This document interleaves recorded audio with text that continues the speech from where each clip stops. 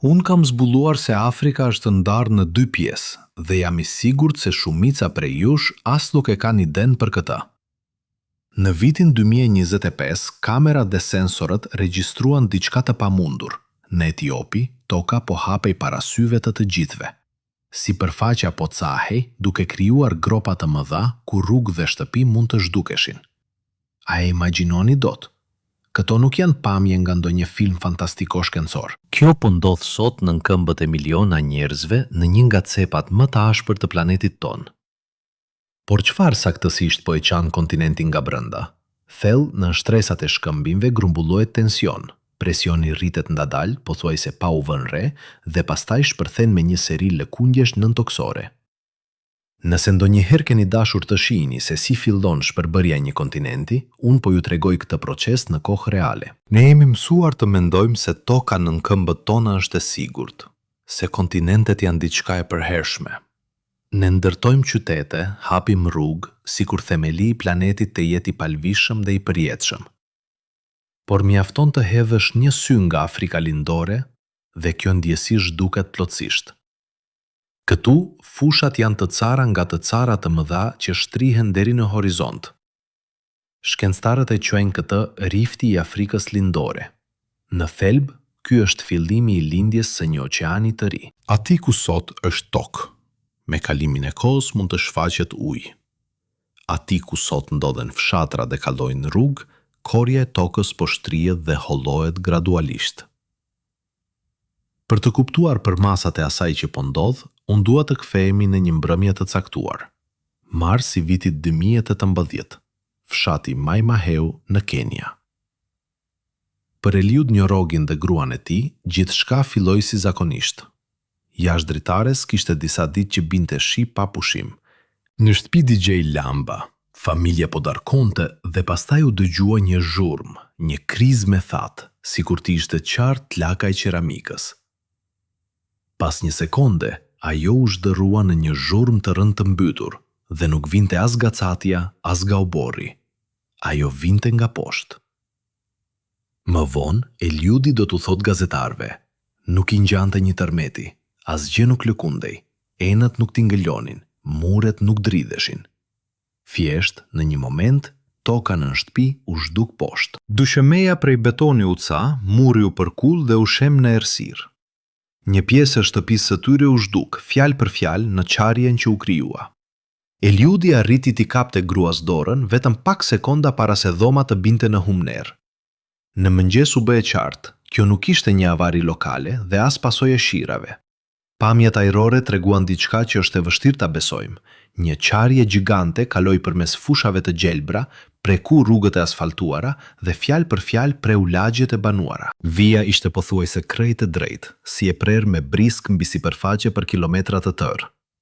Gjerësia ishte rreth 20 metra, thellësia 15, sa një pallat 5 katësh. Por ajo që më mahniti më shumë ishte paprituria, jo për masat. Nuk pati lëkundje të forta që zakonisht regjistrohen nga pajisjet. Nuk pati ndonjë zhurmë të fortë që të shtojë. Toka thjesht u nda. Shpjegjimi zyrtar tingëllonte I qetë. Shirat e rrëmbyeshëm kishin shpërlar shtresën e hirit të lirshëm vulkanik. Toka humbi qëndrueshmërinë dhe u fundos. Ky version dukej bindës. Megjithatë, specialistët që inspektuan zonën vunë rre diçka tjetër.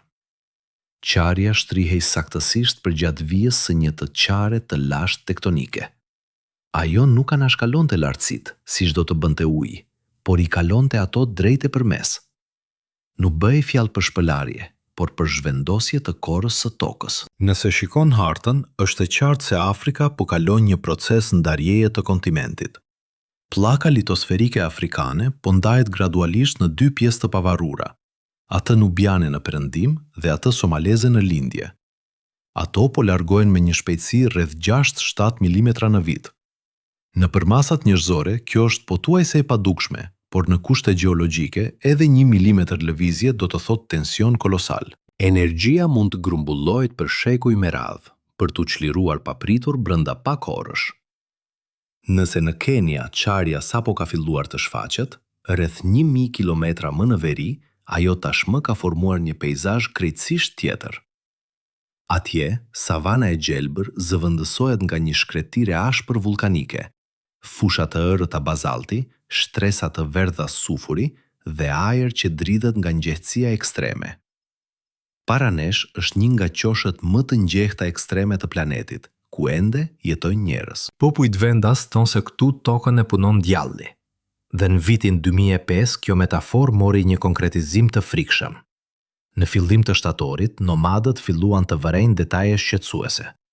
Devet nuk pranonin të uleshin në rër, sikur ajo ishte bërë shumë e ngjehtë edhe për ta. Dhit papritur niseshin me vrap dhe shpërndaheshin duke reaguar ndaj diçkaje që njeriu ende nuk e ndjente. Sipërfaqja dukej si më parë, por nën të tashmë diçka po ndryshonte.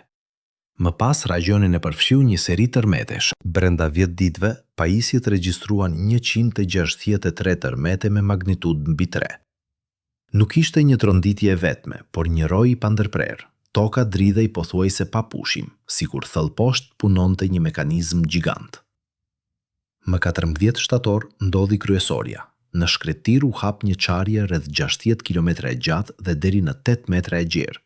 Ishte sikur toka të hapej në largësinë e një qyteti të tërë dhe në të qarë mund të futej një autobus. Sipas standardeve gjeologjike, kjo ndodhi pothuajse menjëherë. Nga carja ngrihej avulli mbinsheur dhe gaze. Ajri bëhej i rënd dhe i athët. Zakonisht, qarje të tilla rriten për shekuj me radhë. Kora shtrihet ngadalë, milimetër pas milimetri, pothuajse e padukshme për njeriun. Por në afar, procesi sikur u përshpejtua. Ajo që natyrës i duen qindra vjet, ndodhi për disa ditë. Toka nuk u ca, por u nda, si balta e tharë në ndjellin përvëllues, vetëm në përmasat e një kontinenti. Grupet ndërkombëtare të gjeologëve që mbërritën regjistruan daljen e magmës së freskët. Nga carjet ngrihej tymi i errët. Kështu ftohet shkëmbi i shkrir, temperatura e të cilit arrin qindra gradë. Në thelb, në tokë, po ndodhte ajo që zakonisht është e fshehur nën shtresat e oqeanit, po linde një pjesë e ardhshme e shtratit të detit. Vetëm se ujë ende nuk ka, vetëm thellësi e përvëluar dhe sipërfaqe që po ulet. Satelitët tregojnë, në disa vende ajo tashmë është rreth 100 metra nën nivelin e detit. Kjo është si lartësia e një ndërtese 30 katshe, vetëm se poshtë. Këtë tas gjigant nga deti i Kuq e ndan një brez i ngushtë shkëmbor, plaja e Eritres. Një mur natyror, tashmë i mbulluar me një rrjet mikroqarjesh. Dhe tani pyetja nuk është nëse do të qëndroj, por kur do të filloj të dobësohet. Mjafton një tërmet i fortë, dhe uji do të vërshoj brenda duke mbushur gropën aq shpejt saqë vija e re bregdetare mund të shfaqet për vetëm disa orë. Por pse po ndodh kjo pikërisht tani? Dhe pse ngjarjet po zhvillojnë kaq shpejt? Për një kohë të gjatë, shkencëtarët mendonin se Afrika po ndahej thjesht përgjatë një vije, sikur të grisje ngadalë një flet letre drejt nga njëri skaj në tjetrin. Por në vitin 2020, në revistën Nature Communications, doli një studim që ndërlikoi gjithçka. Doli se brenda qarjes ka një pjesë të tepërt. Nuk është një copë e vogël, për nga madhësia është afërsisht sa Gjermania. Aty ndodhet liçeni Victoria, pothuajse e gjithë Uganda dhe një pjesë e Kenias. Pra, është një blok i madh shkëmbi që jeton më vete. Dhe gjëja më e çuditshme, ai po rrotullohet ngadalë. Imagjinoni një rrotë të rënd prej guri, të shtrënguar mes dy pllakave të tjera gjigante, asaj nubiane dhe asaj somaleze. Ato largohen nga njëra tjetra, ndërsa ky blok fillon të rrotullohet në drejtim të kundërt të akrepave të orës. Shumë ngadalë, pothuajse pa u vënë re, por milimetrat në vit janë kilometra për miliona vjet. Pikrisht për shkak të kësaj, rrotullimi toka qahet jo sipas një vije të rregullt, por në mënyrë kaotike. Aty ku tensioni bëhet shumë i madh, si xhami që shtypet nga të gjitha anët, fillimisht shfaqen mikroqarje, pastaj të qarra të mëdha dhe më pas shkretira papritur hapet për 10 kilometra. Por çfarë mund të lviz një copë të tërë kontinenti? Çfarë forcë është në gjendje të kthej miliona ton gur të fortë? Versioni zyrtar tingëllon i qetë. Nën korren e tokës ka një shtresë më të butë dhe plakat lëvizin ngadalë mbi të, si bloqet e akullit mbi ujë. Ato nuk kërcejnë dhe nuk përplasen menjëherë. Ato lëvizin me shpejtësinë e rritjes së thonjve, disa centimetra në vit. ngadalë por vazhdimisht. Megjithatë, ekziston edhe një hipotezë më e gjerë. Sipas saj, burimi i presionit ndodhet thellë nën kontinent. Imagjinoni një shtyllë gjigante materiali të mbinqeur që ngrihet nga thellësitë e tokës dhe e shtyn kontinentin nga brenda, si të ishte një lvozhg. Gjeofizikanët e quajnë këtë dukuri superplumi afrikan. Për ta kuptuar natyrën e tij, unë mendoj se duhet të zbresim me mendje atje ku përfundon bota që njohim. Në zonat ku uji shtërrohet në një tretës agresiv dhe ajri djeg mushkrit. Pikrisht atje, në kushte ekstreme, sipërfaqja tregon shenja të asaj që ndodh në thelësi të planetit. Në kufirin mes Etiopis dhe Eritres, ndodhet një territor që specialistët e NASA se quajnë një nga pejzazet më jashtëtoksore në tokë. Ky është Daloli. Mjafton të shikosh fotografitë dhe mendja fillon të kundërshtoj. Paleta e ngjyrave duket e pamundur. Fusha neon verdh, pëllgje jeshile helmuese, rrjedha të kuqe si ndryshku, sikur sipërfaqja të ishte djegur nga kimikatet. Këto nuk janë filtra dhe as mashtrime optike. Ky është rezultati i reaksioneve që ndodhin pikrisht në këmbët tuaja. Daloli është vulkani toksor më i ulët në planet. Krateri i tij ndodhet rreth 48 metra në nivelin e detit. Këtu ujërat nën-toksore, të ngrohur nga nxehtësia magmatike, shpërthejnë në sipërfaqe dhe sjellin me vete tretësira të pasura me skufur dhe kripëra. Të qëndrosh këtu është fizikisht e vështirë. Temperatura e ajrit rrallë herë bie në 45 gradë.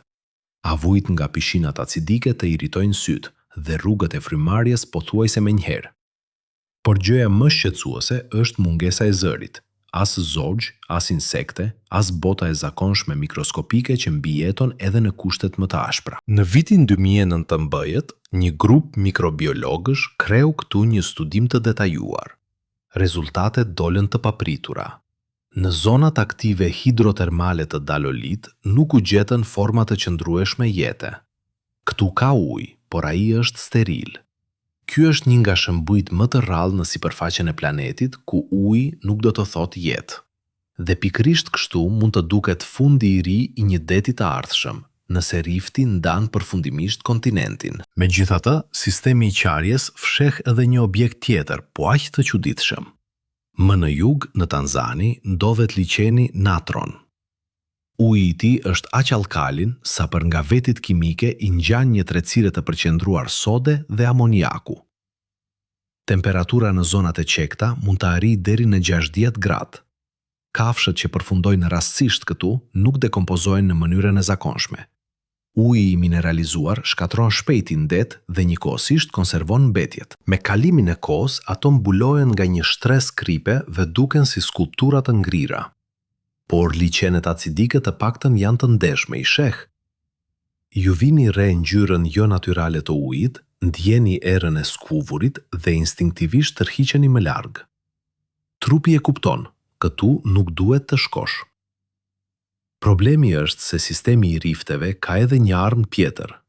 Nuk shihet, nuk dëgjohet dhe nuk ke si ta kuptosh që rreziku është tashmë pranë. Për ta shpjeguar për çfarë bëhet fjalë, unë dua të kujtoj natën e 21 gushtit të vitit 1986 në Kamerun. Aty ndodhi një ngjarje që edhe sot konsiderohet si një nga katastrofat natyrore më të çuditshme. Bëhet fjalë për liqenin Nios. Në mëngjes, banorët e fshatit më të afërt thjesht nuk u zgjuan. Brenda vetëm disa minutash humbën jetën 1746 njerëz dhe 3500 krerë bagëti shtëpiake. A mund ta imagjinoni këtë? Personi i parë që hyri në fshat pa njerëz të shtrirë nëpër shtëpi dhe rrugë, pa asnjë shenjë përpjekjeje apo rezistence. Kishte lop, pula dhe qenë të shtrirë aty pranë, edhe insektet vdiqen. Shkaku doli të ishte liqeni Nios. Ky liqen ndodhet në kraterin e një vulkani të lashtë. Dioksidi i karbonit ka rrjedhur nga fundi për vite me radhë. Nuk friu jashtë, por u tret në ujë në presion të lartë. Atë natë ekuilibri u prish. Mund të ketë pasur një tërmet të lehtë. Shtresat e thella të ujit u ngritën papritur lart dhe një sasi e madhe gazi shpërtheu jashtë. Dioksidi i karbonit është më i rëndë se ajri, nuk ngjitet lart, po shtrihet mbi tokë. Një re e padukshme zbriti në lugjin dhe thjesht zvendësoi oksigjenin. Njerëzit morën frymë dhe humbën ndjenjat. Kjo është e rëndësishme të kuptohet. Carjet në korren e tokës nuk janë thjesht plasaritje, por një lloj valvulash përmes të cilave planeti liron presionin. Dhe askush nuk e di se ku do të ndodhë shpërfimi i radhës. Në Afrikën Lindor ka 10 liçene të thella me ndërtim të ngjashëm, për shembull liçeni Kivu dhe liçeni Malawi. Edhe në shtresat e tyre të thella janë të tretura gazra, dioksid karboni dhe metan. Gazi është faktori më i pabes, nuk mund ta shohësh, nuk mund ta ndjesh paraprakisht. Dhe pikërisht për këtë arsye, ai frikson më shumë se gjithçka tjetër.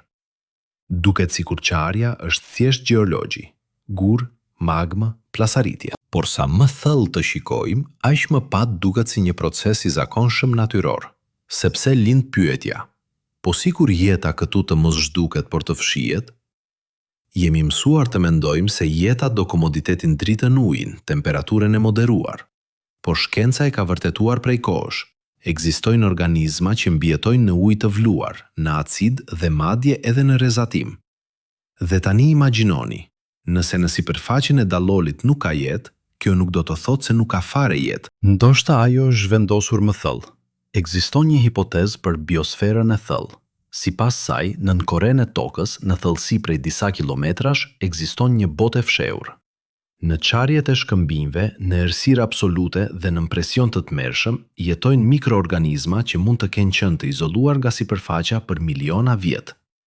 Atyre nuk u duhet dielli, ushqehen me hidrogjen, skufur, metan. Dhe ja çfarë më shqetëson. Qarja e Afrikës Lindor në fakt po i hap këto thellësi. Ajo është si një prerje kirurgjikale që hap qasje tek ajo që ka qenë vulosur për epoka të tëra. Po sikur, bashkë me gazrat dhe magmën, të mund të ngjiten në sipërfaqe edhe këto forma të lashta jete. Ne nuk e dim se çfarë janë ato. Ne nuk e dim se si ndërveprojnë ato me biologjinë tonë. Qarja nuk është thjesht një qarje në korren e tokës, është një portal. Por nëse zhyteni edhe më thellë, shumë më thellë, bëhet vërtet e frikshme. Në një thellësi prej 3000 kilometrash në Afrikë, atje ku manteli takohet me bërthamën, fshihet një anomali gjigante. Shkencëtarët e quajnë atë zonë të valve sismike të ngadalësuara. Në biseda jo zyrtare, thjesht pika. Kjo është një strukturë me përmasa sa një kontinent i tërë. Kur valët nga tërmetet kalojnë përmes saj, ato fillojnë të lëvizin më ngadalë. Dhe kjo do të thotë një gjë. Lënda atje është ndryshe nga ajo përreth. Ajo është më e nshithë, më e dendur dhe sillet ndryshe nga manteli i zakonshëm. Nëse ta përfytyrojmë më thjesht, thellë në brendësi të tokës ndodhet si një grumbull i madh materieje të mbinshehur. Jo një top zjarri si në filma, por një masë që lëviz ngadalë, temperatura e së cilës arrin mijëra gradë. Ajo nuk ngjitet me njëherë në sipërfaqe, por ngrihet aq ngadalë sa që duhen miliona vjet. Dhe gjatë gjithë kësaj kohe, presioni nga poshtë vepron gradualisht mbi korren. Jo me një tërheqje të menjëhershme, jo me shpërthim, por me një shtytje të vazhdueshme dhe këmbëngullse nga thellësia. Kjo është superplumi afrikan, një rrjedhë thellë që vepron si një djegës gjigant në litosferë. Ai e dobëson atë, shtyn plakat dhe ndoshta bën që mikropjata Victoria të rrotullohet. Dhe ndërsa ne shohim qarje në tokë, burimi i vërtet i lëvizjes mbetet i fshehur në errësirë, në thellësi, ku temperatura është e krahasueshme me sipërfaqen e diellit. Do tani pyetja kryesore që unë shtroj, nëse vërtet po ngrihet ky rrjedhë gjigante në Afrikë, çfarë do të ndodhë kur presioni të arrijë pikën kritike? Dhe nëse i besojmë kësaj hipoteze, pikrisht ky rrjedhë thellë ushqen vulkanin Dallol dhe proceset e ngjashme me ato që dikur quan në katastrofën në liçenin Nios. Ne jetojmë fjalë për fjalë mbi kapakun e një kazani gjigant dhe nga shpejtësia me të cilën po zgjerohet qarja, mund të supozohet se presioni brenda po rritet. Por ajo që është më shqetësuese, ndoshta planeti është përballur tashmë me një fazë të ngjashme në të kaluarën dhe gjurmët e atij shkarkimi të lashtë janë ruajtur. Në perëndim të Afrikës, në vitin 1972, shkencëtarët gjetën diçka të çuditshme në mineralet shumë të lashta të uraniumit. Ato janë rreth 2 miliard vjeç. Në tokë ishte shumë pak nga një prej llojeve të uraniumit, sikur dikush ta kishte djegur. Kontrolet treguan diçka të papritur. Dikur këtu, vetë natyra kishte nisur një reakcion bërthamor. Uji në tokë luajti rolin e ngadalësuesit, ashtu si në reaktorët modern. Uraniumi ishte i mjaftueshëm dhe reaksioni vazhdoi jo për një ditë apo një vit. Qindra mijëra vjet pa njerëz, pa teknologji, thjesht u përputhen kushtet. Ky vend njihet si reaktori natyror Oklo, dhe kjo është një fakt i vërtetuar shkencërisht. Shpjegimi zyrtar është i thjeshtë. Kushtet e veçanta, përqendrimi i lartë i uraniumit dhe uji bën të vetën. Por nëse e shikojmë më gjerë, lind një pyetje tjetër. Pse pikrisht këtu? Pse pikrisht në zonën e proceseve të lashta tektonike? Sepse aktiviteti i brendshëm i tokës ndryshon me cikle. Toka herë grumbullon nxehtësi, herë e lëshon atë jashtë përmes vulkaneve, qarjeve, thujerieve. Ndoshta në atë epokë, nxehtësia e thellë tashmë po ngjitej lart dhe reaktori ishte thjesht një efekt anësor i proceseve të fuqishme në thellësi. Sot nuk shohim reaktor të tillë natyror, por nxehtësia brenda planetit nuk është zhdukur. Nëse energjia grumbullohet, ajo gjithsesi ka nevojë për një dalje, dhe më shpesh kjo dalje janë qarjet në korr. Nuk është rastësi që në Etiopi, në Lalibela, qëndrojnë 11 tempuj të lashtë të dhendur drejt në shkëmb. Njerëzit sikur e ndjenin. Guri këtu nuk është thjesht gur. Ai është i gjallë, i tensionuar, që fshet diçka më të madhe poshti. Mijëra ton tufash vulkanike janë hequr për të krijuar një ndërtim që shkon 10 metra në thellësi. Zyrtarisht këto janë komplekse fetare, por vetë mënyra e ndërtimit është e pazakontë për një rajon me aktivitet tektonik. Në vend që të ngriheshin lart, mjeshtrit shkuan poshtë, në masivin e shkëmbit Am. Nga pikpamja inxhinierike, kjo jep qëndrueshmëri gjatë lëkundjeve sismike. Dhe nëse kujtojnë që Afrika Lindor është një zonë qarjeje, një zgjedhje e tillë nuk duket më rastësore. Guri këtu nuk është thjesht material, por një mburoj, sepse e gjithë linja e tensionit në hartë shtrihet gradualisht drejt verilindjes, drejt detit. Kjo pikë është gjiri i Adenit, një kalim i ngushtë mes Yemenit dhe Somalisë. Përmes tij kalojnë rrugët e naftës dhe rrugët tregtare, dhe pikrisht këtu është përqendruar prania e përhershme ushtarake. Anijet e SHBAS, Kinës, Rusisë dhe vendeve të Bashkimit Evropian patrullojnë këtë zonë pothuajse pa ndërprerje, formalisht për mbrojtjen e lundrimit. Por vetë rajoni nuk është thjesht një korridor transporti, ndërsa sipërfaqja është vetëm maja e icebergut. Më thellë, në rajon, ngrihen masa të nxehta të mantelit. Imagjinoni një rrjedhë të ngadaltë të një mase të ngjethë, e cila shtyp në poshtë mbi korren e dobësuar. Nëse ujërat nëntoksore bien në kontakt me temperatura të tilla, janë të mundshme shpërthime të fuqishme avulli dhe gazi. Nuk është një shpërthim i menjëhershëm i kontinentit, por një përforcim gradual i qarjeve. Guri nuk qahet menjëherë, fillimisht ai plasaritet. Prandaj pyetja nuk është më nëse do të ndodhë ndarja, por kur saktësisht. Gjeologjia matkohen në miliona vjet. Pas 5, ndoshta 10 milion vitesh, harta e rajonit mund të duket ndryshe. Në një skenar të tillë, pllaka somaleze, një masiv i madh që përfshin Somalinë, një pjesë të konsiderueshme të Etiopisë, Kenias dhe Tanzanisë, do të ndahet gradualisht dhe do të fillojë lëvizjen e saj drejt Oqeanit Indian. Me kalimin e kohës, kjo do të zhderojë në një ishull gjigant, i krahasueshëm për nga madhësia me Grenlandën, ndërsa Afrika Lindor do të kthehet në bregdetin e një oqeani të ri. Kur të shfaqet një det i ri këtu, kjo nuk do të jetë thjesht një vit tjetër blu në hartë. Do të ndryshojë logjika e të gjithë sistemit. Rrymat do të fillojnë të lëvizin ndryshe, erat do të riorganizohen, lagështia do të shpërndahet në mënyrë tjetër. Aty ku sot është savanë e thartë, me kalimin e kohës mund të rriten pyje të lagësht, ndërsa fusha pjellore rrezikojnë të shtërohen në hapësira të kripura dhe të djegura. Dhe mëtej, në mënyrë të pashmangshme, ndryshon edhe jeta e njerëzve. Vija bregdetare nuk është vetëm rër, është porte, kryeqytete, rrugë, kufi. Nëse ndryshon konturi i tokës, politika detyrohet të ndryshojë pas saj. Miliona njerëz në të ardhmen e largët mund të mos jenë aty ku kanë jetuar të parët e tyre. Harta me të cilën jemi mësuar do të duket ndryshe. Kur unë qëndroj pranë qarjes në zonën Mai Mahiu në Kenya, ndjesia është e çuditshme.